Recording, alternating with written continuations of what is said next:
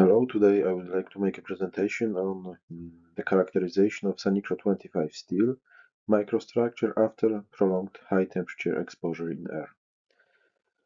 Sanicro 25, this is a steel for a high temperature application that could be used in the power engineering application as well as in waste management. And application of that steel allows to obtain higher efficiency of the thermal power system. And I'm of this investigation that I would like to present briefly today was the investigation of the microstructure.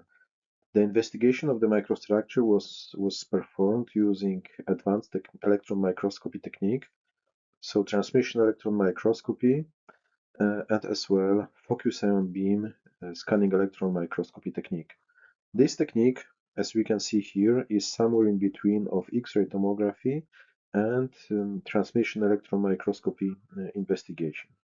And the basic of that technique is that we can perform it in a device in which we have both electron microscope, and additionally in this type of the devices we have on-site mounted ion beam system.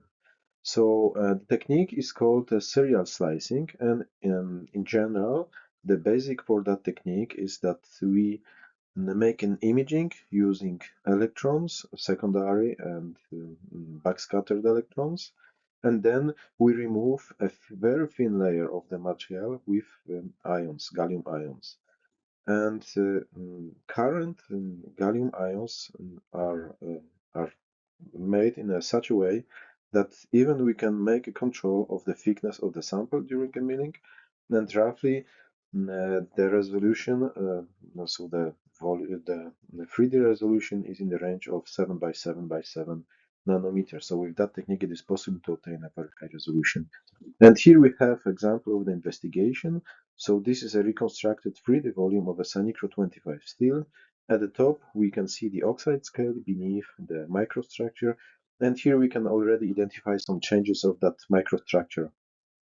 So within the microstructure reconstructed volume, we can find the following phases like a carbides, probably the Laves phase as well, the porosity, and at the top we have oxide scale, and we have that we can really see that this oxide scale has a quite high roughness.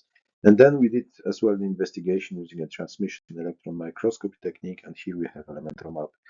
And I would like to acknowledge that this project was partially funded by the excellent initiative of AGH University.